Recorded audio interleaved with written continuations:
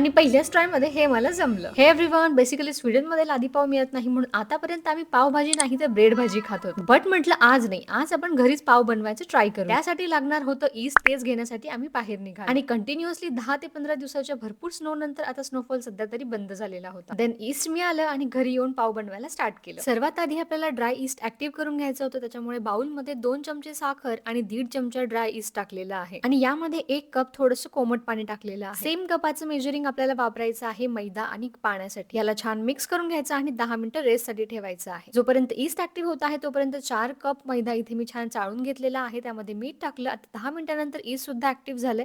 ते सुद्धा मैद्यात टाकून छान मिक्स करून घेतलं. छान याला मळून घ्यायचं आहे आणि अजून 1 कप इथे कोमट पाणी मी टाकलेलं आहे. साधारण 4 कप मैद्यासाठी इथे 2 कप कोमट पाणी मी वापरलेलं आहे. माझ्याकडून मीठ आणि साखर थोडीशी कमी झाली होती. थोडं मिक्स केल्यानंतर याला डायरेक्ट काउंटर टॉपवर घेतलं. त्यामध्ये थोडंसं बटर टाकून छान याचं निडिंग करून घेतलेलं आहे. जोपर्यंत सॉफ्ट होत नाही, हाताला चिटकत नाही, तोपर्यंत याला आपल्याला छान असं मळून घ्यायचं आहे. हेच इम्पॉर्टंट स्टेप आहे यामध्ये. एका पातेल्याला ऑइल ग्रीसिंग करून यामध्ये आता हे रेस्ट करण्यासाठी ठेवलेलं आहे. साधारण 1 तास तरी लागतो याला डबल व्हायला. जोपर्यंत माझे पाव बनतात इथे मिस्टर हसबंड बनवत होते त्यांची स्पेशल पावभाजी. एका तासानंतर साईजने डो डबल झालेला होता. एक पंच मारून त्यातलं एअर काढून टाकलं. देन एक एक्सपायर कार्ड घेतलं कारण माझ्याकडे स्क्रॅपर नव्हतं. हे कार्ड मी स्वच्छ करून वापरलेलं आहे by the way. Then equally ball shapes मध्ये याला मी डिवाइड केलेलं आहे. पुन्हा अप्रॉक्सिमेटली 30 मिनिटं यावर रुमाल झाकून ठेवलेला आहे. तेव्हा साईजने हे डबल झाले होते. देन प्रीहीटेड ओव्हन मध्ये 15 ते 20 मिनिटं अप्रॉक्सिमेटली 200 टेम्परेचरवर मी याला बेक करून घेतलं. बाहेर काढल्यानंतर सर्वात अगोदर बटर लावून पुन्हा रुमालाखाली 10 मिनिटं सेट होऊ दिलं आणि सॉफ्ट पाव इथे रेडी होतो. सो मग आता ठरलं यानंतर ब्रेड भाजी नाही तर पावभाजीच आम्ही खाणार. चलो बाय.